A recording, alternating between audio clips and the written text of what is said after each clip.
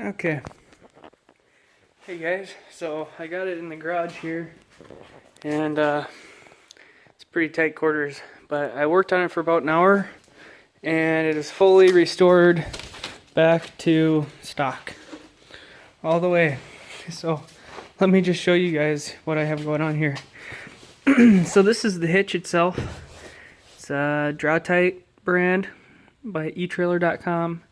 It had 3 bolts. It had two right here, and then one on the side frame, and that's on both sides. And then the wiring was a plug and play, so it didn't actually affect or hurt anything. What it was, you would kind of go behind each light and you just unclick the connector, and then you put this bridge in between, and then it has a little box here, and that goes to the main box here, and it has an inline fuse and a ground,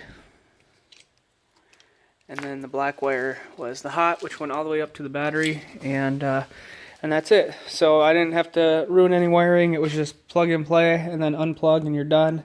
But there's no more hitch on it. You would never know that there was a hitch on here. Looks completely stock all the way. How I had the wiring, you guys haven't seen that video.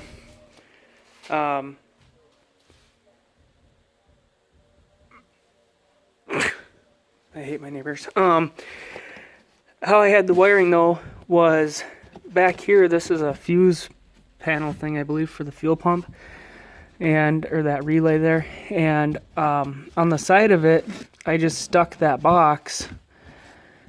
You would never see it in there. It was on the side, and it just had like a double-sided sticky tape, and it was just stuck to the side of the body.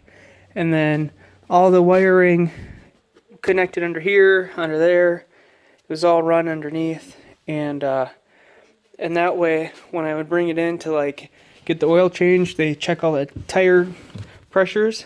You'd open it up like this, you'd never see it in there. It would all be tucked back behind there. So yeah, it had a hitch, but it didn't have any wiring that they could see. So that's how that worked. And then what I ended up doing is I ran the wiring behind all that. There's a little hole in between the trunk and the back seat. And then I ran it underneath all this plastic. Didn't have to pop it up, I just tucked it under.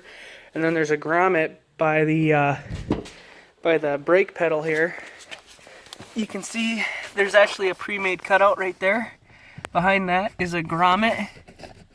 And I ran it through there. You have to use a fishing pole or a long straight something, shove it through so you can attach your wire.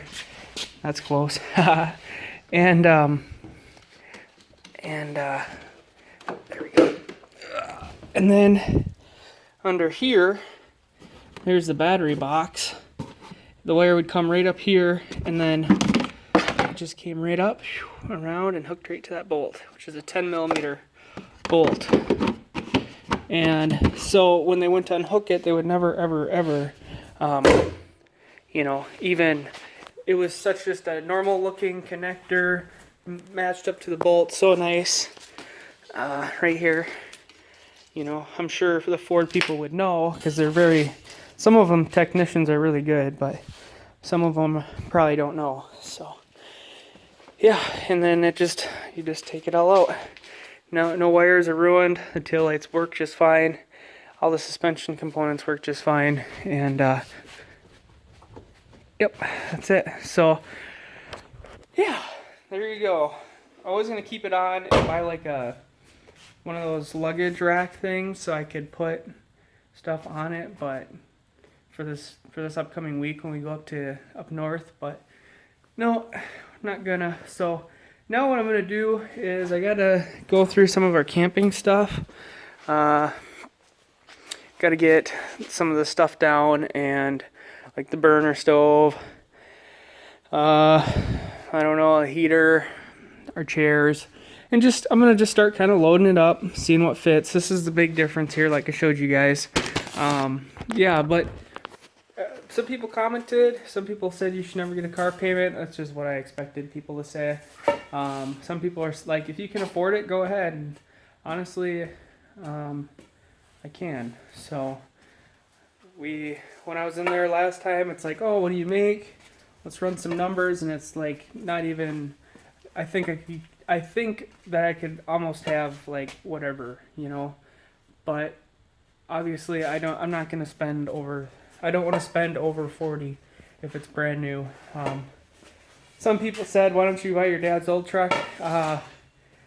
Maybe you guys can hear the part where I said I wanted something I could rely on, and I'm sure his F-150 is just a fine stallion, but it does have a decent amount of miles on it, an impressive amount of miles on it, and no offense to him or anything, but it's just not.